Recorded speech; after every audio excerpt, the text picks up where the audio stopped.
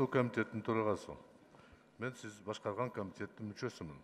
Бул мыйзамды сиз айтканда 11 майда каралган эмес, повесткада жок болчу. Бул биринчиден, экинчиден, эки мыйзам бирдей болгондуктан биз каалайбызбы, каалабайбызбы чогуу карашыбыз керек да. Ошондо бирөөнү тандайт да депутаттар. Анан кийин эле мындай кокустан киргизген мен ойлоп атам, бул туура эмес болуп атат. Бирдей мыйзам, биринеге өзгөртүү сунуштап атабыз. Биздики дагы бир нерсе кошулат, жанагы күрөөнү бир аз төмөндөтүү. Биз 5% деп сунуштадык, ошону экөө чогун коюш керек да. Ошондо депутаттар көпчүлүк дош менен чечет. Анан кийин мындай болуп атат да, бул баягы кече амнистия боюнча так ушундай болду. Никитенко экөөбүз берген сунушту четке кагып туруп, карабай туруп эле башка сунуш өтүп кеткен. Демек аларды чогуу караш керек болчу да. Бизде каршылык жок болгон эмес да. Анан мындай болот да, бөлүнгөн болбойт да. Өкмөт эле бир мыйзам долбооруна 3 күндө жооп берет, биздин мыйзам долбоорубузга 4 айдан бери жооп бербей атат. Бул эмне? Өгөй өзүмдүкү деген принцип болот атабы? Бул калыстык болбой атат, бул мыйзам бузуу болуп атат да. Бул жакшы жол менен кеткен жокпуз биз. Мен сунуш кылып атам, эки мыйзамды чогуу карайлы. Мен каршылыгым жок, мен көзүм жетип атат, кайсынысы өтөт. Рахмат, Исхак Саматович, регламент менен кетебиз, мыйзам бузулган жок. Бизге түшкөн мыйзам долбоорлорду ар дайым абагында карап келебиз. Мыйзам авторлору суранды, коюлду, чыкты. Мен ойлоймун, сиздин мыйзамыңыз чыкса да карай беребиз. Аны эч ким ага тоскоолдук болбойт. Биз деле колдойбуз албетте. Бирок жана Исхак Саматович айткандай, Наталья Владимировна, Дастан Далабаевич, Мирлан Канатбекович болуп бешөөбүз буга чейин жана 5%га түшүрүү боюнча сунуш бергенбиз. Бирок талкууга коюлганда биз мына экинчи окууда кат жүзүндө сунуш беребиз. Депутаттардын көпчүлүгү 5%га түшүрүүнү колдосо, эгер ошол сунушту, ушундай кырдаалдан чыгуунун жолу бар да. 5%га түшүрүүнү колдосо, анда ошо 5%га түшүрүбүз керек. Эгер 7% болсо, бул деле мындай салыштырмалуу жаман эмес да. Анан анткени биз ушуга барышыбыз керек. Мына 10%, 9% бул жанаң диктатуралык өлкөлөргө мүнөздүү көрүнүш бул. Мына быйылдан баштап Грузияда 1%га түшүрдү. Элестетсеңиз 1%га. Бул жаңы түзүлгөн жанагы жаш партияларга дагы мындай жол ачылды да. Эми биздин экинчи кадамыбыз, урматтуу депутаттар, экинчи кадамыбыз бул биз жанагы залогту, күрөөнү түшүрүшүбүз керек. Азыр 5 миллион болуп калган, 5 миллион сом табуу абдан кыйын. Мына биз жергиликтүү кеңештерге катышып атабыз, ошол жердеги күрөөнү төлөө дагы бир топ кыйынга турат. Ошондуктан биз 5 миллиондон 1 миллионго түшүрүшүбүз керек. Эч кимден эч нерсе кызганбашыбыз керек. Бул мындай сунуш. Анан азыр бул жерде депутаттар дагы айтып атат, жергиликтүү кеңештин боюнча ал өзүнчө мыйзам, бирок аны дагы келечекте 7%дан 5%га түшүрүшүбүз керек. Ошондо биз жанагы башка партиялардын, башкача бир көз караштагы адамдардын дагы келишине мүмкүнчүлүк түзүлөт.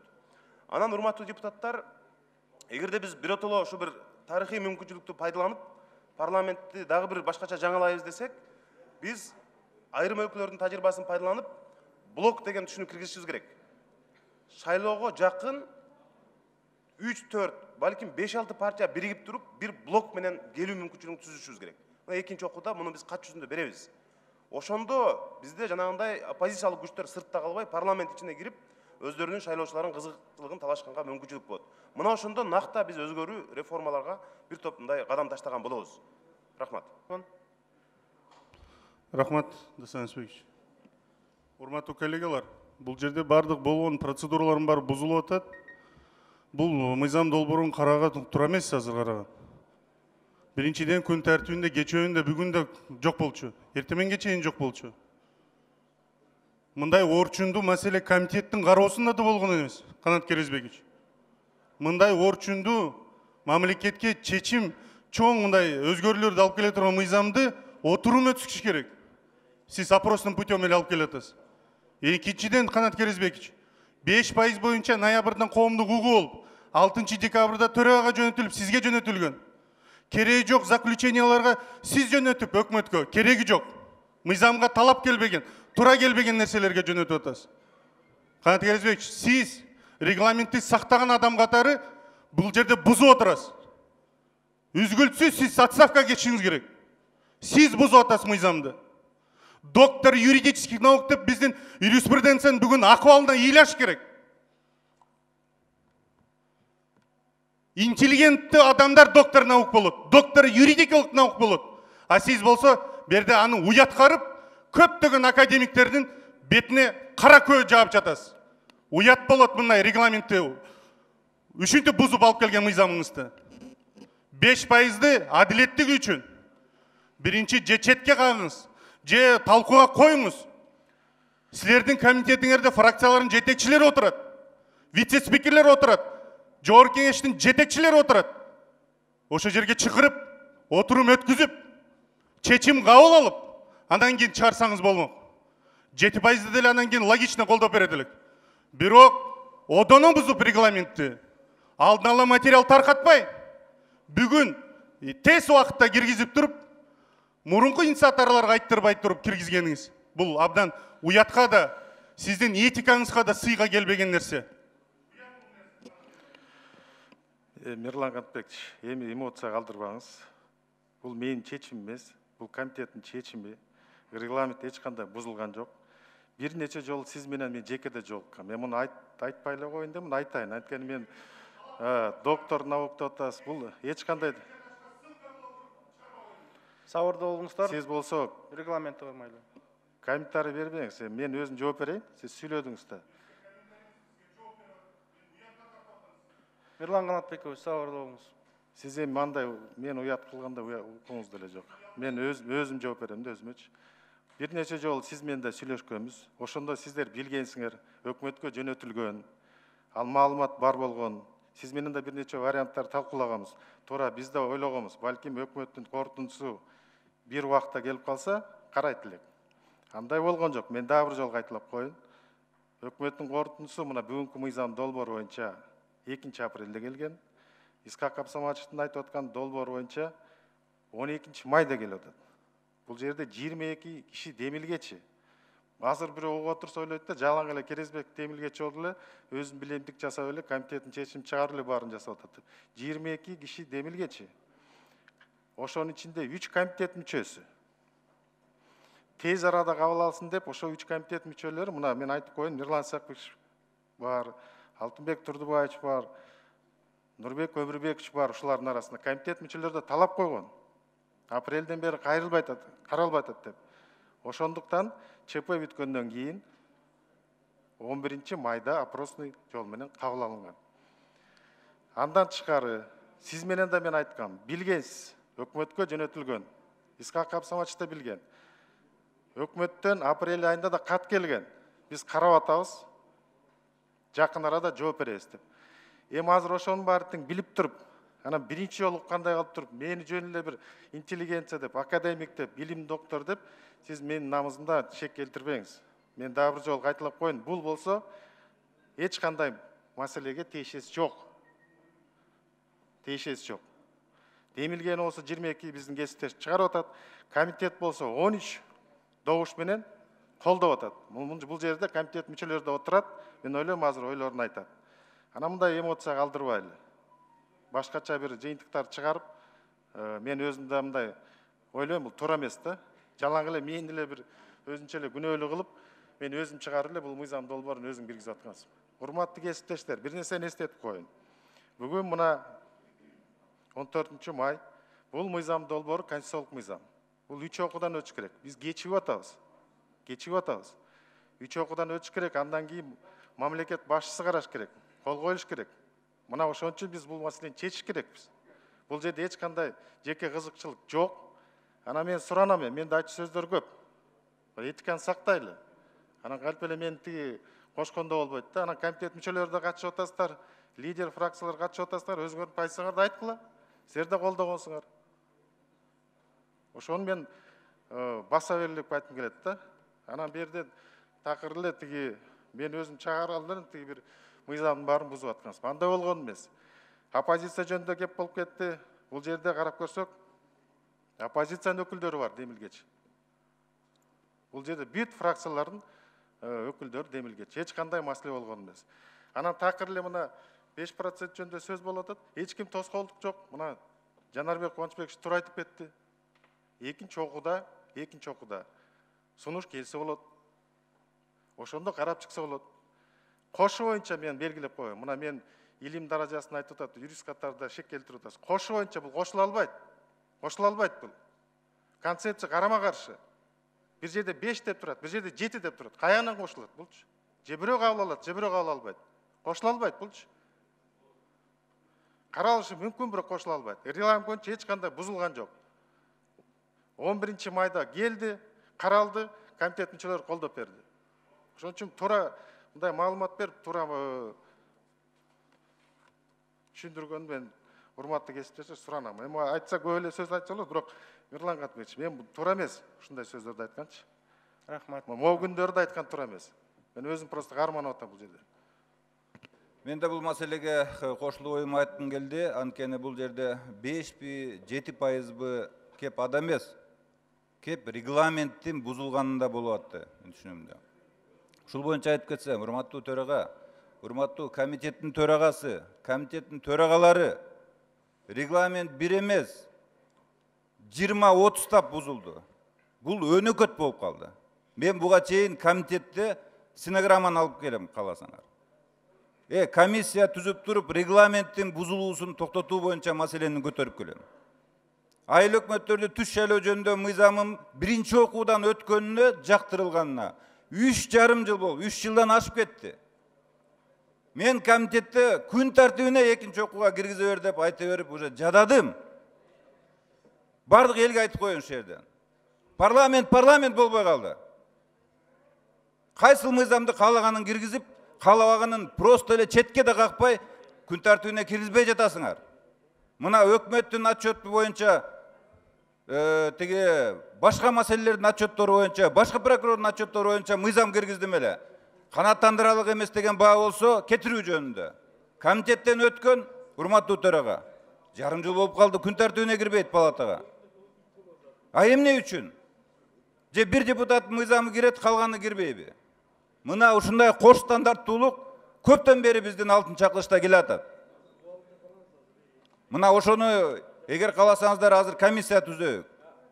Мен өзүм эле бир 20-30 фактыны билем регламент бузулганынан. Мына бүгүн ошо уже көтөрүлүп атат, чатак айланып атат. Биздин парламенттин сапаты ошодон кетип атат. Двойной стандарт кругом. Ошондуктан азыр мен урматтуу төрага сунуш киргизем. Ушул регламенттин бузулганы жөнүндө, бузгандар жөнүндө чара Биринчиден маселени башка плоскостька которбосоңуздар. Маселе 5%-ды өзүнүн ирети менен каралсын дегенди талапты коюп атабыз. Ооба, көп жолу биз жолугушуу болдук. Бир караңыз, мейли келип калыптыр. Бир караңыз. Ким кандай позициясын жалпы жыйын чечсин. 5-ге, 7-ге жалпы жыйын чечсин. Бирок сиз эмес. Комитет милдеттүү караганга деп туруп биз сунуш бергенбиз. Көп жолу сүйлөшүүлөр болгон, маселенин башка плоскостька. Анан кээ бир балдар бүгүн катарсис болуп атат, бир Атамбаев убакта мындай болду дегенде болупчу. На полусогнутых икрамга чуркап жүргөндөр алиге чейин эле на полусогнутых жүрөсүңөр. Токтоткулачы мына бири-бириңерди. 9%-ды 106 добуш менен кабыл алынган. Ушул жерде парламенттик угуу болгон. Дастан Арыспеков отурган жерде Иса Шишимкулович өтүскөн парламенттик угууну. Монтип бир күндө алып келе салып түрткөн эмес болчу. Урматтуу кесиптештер, мен сиздерди урушпагылачы деп чакырайын деп атам. Анан тактап кетели. Биз бүгүн эки түшүнүктү аралаштырбагыла. Мен азыр 5%-ды өтсүн деген сунуш кылган жерим жок азырынча. Биз бир гана нерсе айтып атабыз. Регламенттин талаптары бузулган. Төрага баштап комитеттин төрагасы. Өкмөт мыйзамды бузган, корутундууну 4 ай бербей. Аппараттын жетекчиси мыйзам долбоору жылдырышка көмөк көрсөтпөгөн. Биз ушул мыйзам бузуулар жөнүндө айтып атабыз. Ал эми кандай ким дош берет, ар биринин өзүнүн эрки бар. Аны мен бузуулар боюнча азыр өзүм сөзүмдү айтам. Мен сиздерден суранат элем, улантып кете берели, мейли бул долбоор чыкты. Бирок кечээ күндө күн тартипте жок болчу да. Же бул деле регламент бузуу эмеспи? Бул конституциялык мыйзам. Мен түшүнүп турам, пандемияга байланыштыруу болуп кошо койдук, бүгүн керек болуп атат деп койсок түшүнөт элем. Ошондуктан мен ойлоп атканым, шашпагыла 90-120 дош бере берсин дошту. Ар биринин өзүнүн ыктыяры. Бирок эрежени бузбайлы. Тартипти бузбайлы. Анан анча-мынча урматтуу төрага, урматтуу комитеттин төрагасы моюнга алгыла каталарды. Эмне эле көгөрөп турбадыңар? Жок, мыйзам бузулган эмес, бузулган. Мейли сотко бер деп айтышыңар мүмкүн. Сотко бербейм мен. Мен бетиңерге айткам жетишет ошол. Абийли болсо түшүнөсүңөр, болбосо жок. Исхак Абсаматович, мыйзам бузулган жок. Регламент бузулган жок. Сиз өзүңүз тоюңду айтып атасыз, мен өзүм оюмду айттым. Азыр урушпайлы дейсиз. Айтчы сөздүн баарын айтып, жаман сөздөрдүн баарын айтып алып, анан түштөн кийин урушпайлы дейсиз да. Мына мен эч кандай жаман сөз айткан жок. Мени жөн эле бир желмоос кылып салдыңар да. Мыйзам бузулган жок. Мына дагы бир жолу айтып коеюн. Бул жерде парламенттин 22 депутаты бул демилгеч. Алар да талап койгон. Эртерээк карап бериңиз. Ана мен дагы бир жолу айтайын. Убакыт болсо тар болду. Мына ЧП учурунда биз карай албай калдык. 2 апрелде өкмөттүн корутундусу келген. Бирок биз мына бүгүнкү күнгө чейин каралган жокпуз. ЧП бүткөндөн кийин мына биздин кесиптештер өзүлөрү турат, талап кылышты. Карайлы деп. Мен айттым, карап, биз болсо комитеттен кырса, жок, тез арада караш керек, опростум карайлы деп туруп, мына могул жерде турат 13 кол коюп, жалгыз Керезбек кол койгон жок, 13 киши кол коюп туруп, өзүңөр колдодуңар. Биринчи күнү 11 майда. Өзүңөр талап койдуңар. Тез арада чечип туруп, комитеттин чечимин чыгарып бериңиз деп. Сизге болсо, сиздики болсо, андан кийин келип атат өкмөттүн корутундусу. 12-синде келип атат. Так что мындай формально юрист катары алганда эч кандай мыйзам бузуу болгон жок. Урматтуу Дастамбек Арчыбекович, эми көрүп атасыз да. Бул эми мындай талкууга айланып баратат да. Суроо жооп болбой эле талкуу, анан бул керек, анан партия деген эле сөздөр болуп атат. Муну добуш менен эле чечпейлиби? Кааласаң 9% бер, кааласаң 7% бер. Аны коомчулук көрүп атат. Кандай болгонун да билебиз. Бүгүнкү күндө кырдаал кандай? Ушул оптимальный варианты жетиби? Жетини берели. Жок болбой 9 берели деп эле чече турган нерсе да булчу. Азыр сунуш токтотпойлу, токтотуп эле добуш менен чечели. Азыр мына бюджет келатат. Ага да жетишели. Көпчүлүгү орозо кармап атат. Может азыр дагы сунушум, экинчи сунушум чогуу. Абети жок иштейт деп атабыз. Абетти деле эми берден аз эле кишилер кылат экен. Ошон үчүн мен сунушум токтотуп эле, анан ушу абети жок иштесек тезирээк. Рахмат. Мен мына нерсени айткым келип атат. Азыр интернетте окуп чыктым, сиз депутат Кенжебек Бокоевго жакпаса кетип кал деген реплика таштадыңызбы? Мен эч кимдин атын атаган жокмун, Исхак Абсаматович. Бирок Кенжебек Бокоев сын пикир айтканда ушундай айттыңызбы? Мен депутаттар эмге жакпаса бул парламент. Кандай болсо? Эч ким кармабайт дедим. Кандай болсо да мен айтат элем, бир аз бири-бирибизди аябай урушабыз, талашабыз, бирок андай сөзгө барбашыбыз керек. Кимди айтпасаңыз деле. Урматтуу Исхак кесиптештер. Абсаматович, анда сиздерде ошол сыйлап, бири-бирибизди сыйлап, ушу ортоңку микрофонго чыкканда да бири-бирибиздин адресибизге сүйлөп атканда эчтеп сүйлөйлү. Сиздерге болот экен да башкаларга болбойт бекен анда. Эмне же микрофон сиздер үчүн эле ушу турду ушул жерде. Сиздер айтып атаңыздар анда. Мага карата сөздөр айтылды ошондой. Ана мен жооп бериш керек болду, Исхак Абсаматович. Жок, сиздики. Кеп ошондой болуп атат. Сиздики туура эмес деп койсоңуз деле болот эле да. Кетип кал деген туура эмес деп. Ошол эле. Сиз жөнөкөй депутат эмессиз, төрагасыз. Бир аз жоопкерчилик чоңураак да, чыдашыңыз керек да. Бул пикиримди айттым, болду. Кетип кал деп эч кимге айткан жокмун, Исхак Абсаматович. Пикиримди айттым. Экинчиден, урматтуу кесиптештер. Эми бизге уже тартипке айланып кетти. Айта албай калдык сөздү. Мен бир эки сөз айтып коеюн да. 2009 көтөргөндө каршы болгондордун бири мен болгом. Комитетте жогорку кеңеште каршы пикир бергем. Эми 5%, 7% депутаттар чечет. Келерки шайлоого даярданышыбыз керек да. Бул жерде мында өтө деле талаша турган маселе жок. Ар бир тараптын өзүнүн негиздемелери бар. Биз бүгүн эмнеге сын пикир айтканбыз да. Мына комитеттин ишмердүүлүгү, мен комитеттин мүчөсү болгон үчүн мен ошого безилдеп аткам. Эмне үчүн мага опросный путь менин пикиримди сурап коюшпайт? Сурап койсо мен каршы деп берип койсом, эмне бир киши каршы берсе жаман болмок беле? Жок, макулдарды жыйнап алып, комитеттин чечими болду. Мен ушуну айтып атам, бул мыйзам бузуу болуп атат, туура эмес да. Бири-бирибизди сыйлабаган деген сөз. Экинчиден, бир мыйзам долбоору 26 күн кабинетте төрагада жатса, экинчи мыйзам долбоору 3 күндө кетсе, бир мыйзам долбооруна өкмөт 4 ай жооп бербесе, ошондой эле мыйзам долбооруна 12 күндө жооп берген, мен ошону айтып атам да. Биз бирдикке алып келишибиз керек. Өзүмдүкү же бөлөктө болбош керек да. Эгерде Масалиев, Женчураев, Акаев, Никитенко фамилия жакпаса, анда өкмөт ачык эле айтыш керек. Силер аракет кылбагыла, жазбагыла мыйзамдарды. Карабай силердин мыйзамдарды, урганыбыз жок деп. Урматтуу коллегалар, мындай кагаз короп таш менен урганды биз деле жакшы түшүнөбүз. Анти урбай эле фамилияны айтпай эле, анан кыйкыргандар депчи. Биринчи өзүңөр күзгүдөн көргүлө өзүңөрдү. Кайсы учурда каерде жүрдүрөңөр.